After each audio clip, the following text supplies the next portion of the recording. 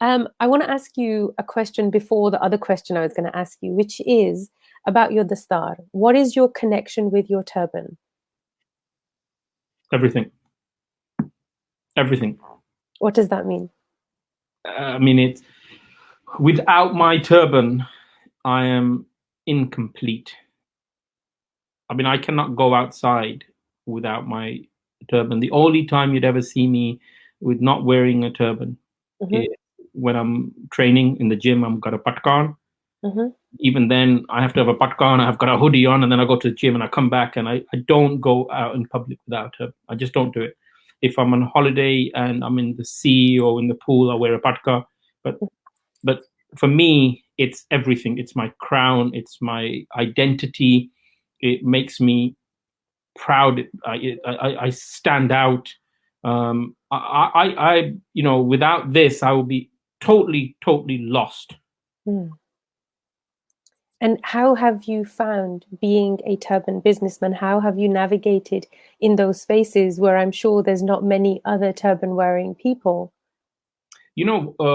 There's quite a few Sardar in the city, and they're coming, and you're seeing them.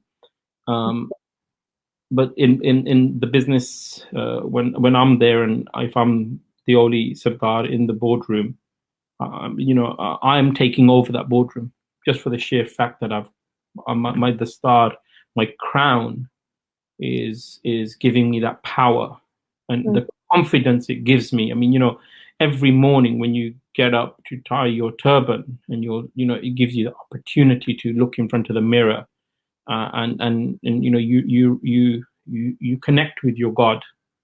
You connect with your God, and you're tying your dastar, and it's so important.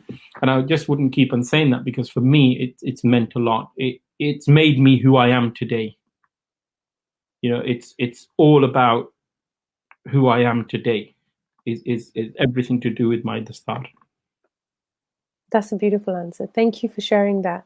We talked about this last week as well with the last guest, because I think it's important for people to understand that for everybody it means something different. For some it's the identity, or it's just a religious article, and for others it's a lot more than that. It's everything that you said. It's almost like a superpower that gives you strength in what you do.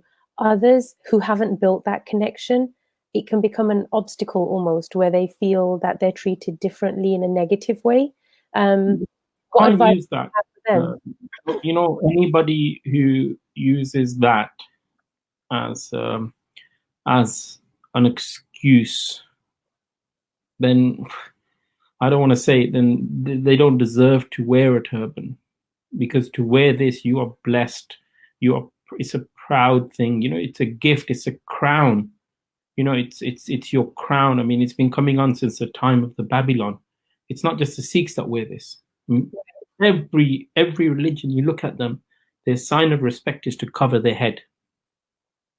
Jews, Muslims, Christians, they cover their head, right? And our gurus have blessed us. So there's a wonderful question that's just come in from Laurie. She said, did Guru Nanak Ji wear a turban? Did he feel complete no matter what he was wearing? I mean, I don't know how Guru Nanak Dev Ji felt. I wasn't there at the time, and I can't answer that question.